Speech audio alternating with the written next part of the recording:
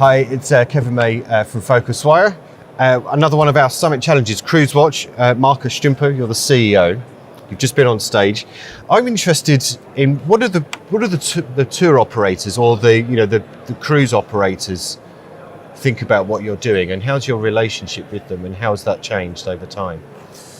Well, first of all, we are completely customer-centric, so we care about how we advise the customer in a very proper way. So what we do also from a cruise line perspective, we tell the customer what cruises match their needs and when to book. And if you're asking about when to book, we tell the customer, for example, when a cruise or a cabin type needs to book very early, we tell that to the customer. But if, for example, the price will decrease, we also tell the customer maybe to wait. So from a cruise line perspective, if, let's say, the occupancy is high, we tell our customers also to book very early, which is also, I think, great for the cruise lines.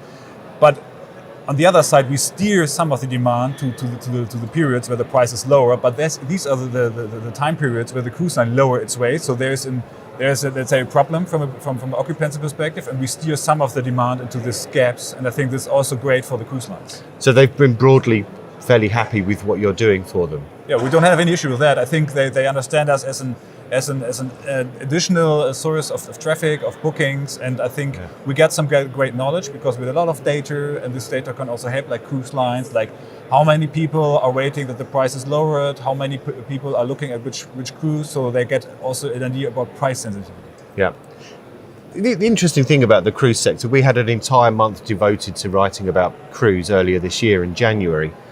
And it's perhaps, many people see it as the last part of the industry that's still fairly dominated by travel agencies. Yeah. As in, it's third-party distribution, but it's often offline travel agencies. What's your kind of general view on that, and do you sense that will change over time? Because many of the cruise lines that we spoke to said, it's a model that works, just because it's complicated, it's high value, blah blah blah. Yeah. Well, first of all, if you compare cruises, let's say, to hotel and flights, I think it's obvious that it's more complex. Yeah.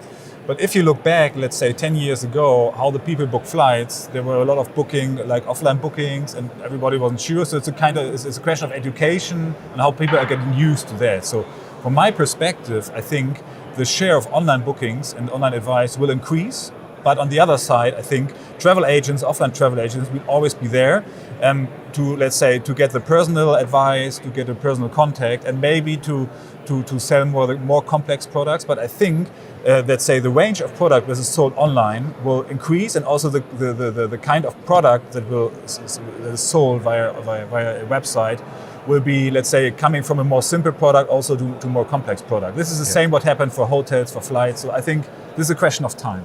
Do you think the dynamics of the commissions will change though as well? Because travel agencies do very well out of the commissions from the cruise lines. Are you on the same commission model with them as an offline agency? Yeah.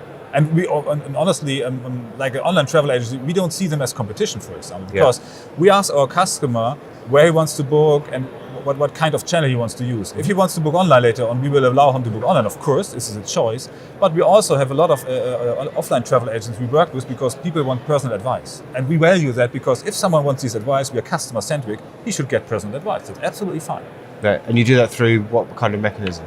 Well, you can, for example, you can call us, or for example, we have booking forms. For example, if you say, I want to talk to a travel agent, you can ask us to call you back or to get in contact with a real physical travel agent, and we connect that. Okay. What's your strategy been around raising money or the need to raise money in scale? Well, in general, we raised our first money last year. We are currently raising our next capital again. And we have grown, let's say, organically right now. So we didn't spend any euro for marketing, but of course, we want to grow quicker and faster. So that's the reason why we are. So you raise purely for marketing money, do you? No, not purely for marketing. We have, let's say, some cornerstones. So one is we are investing into technology. So we have our own AI in place for predicting when to book the right cruise. Yeah. We are now setting up the next AI, which is telling us which cruises matches the customer needs. So this leads to a website which is fully personalized to your needs. So if you go to a website later on, this will be fully personalized and only showing cruises you're interested in. For the other customer, the website looks differently. Okay. So that's what we are developing right now. Besides that, marketing, customer acquisition, of course, is also a big part. I mean, if what you say is true, a couple of questions ago about over time there will be more online bookings and things like that. That's just, as soon as that happens, that's just going to capture the attention of, you know, some of the big players in this industry. Does that, in a way, you don't want them to get that interested because you're carving out quite a nice little route for yourself at the moment until the big boys, for want of a better phrase, kind of wade in, right? Yeah. Well, competition is there, and I think it's healthy and it's good for the customer to get competition and to get solutions. What we do is, let's say, our website is displaying a lot of data and logics, and this data is based of 5 years of research. So you can't copy it like now and say, I'm doing the same, because we store data over 5 years, over 100 million data points, and on this basis we are doing this prediction.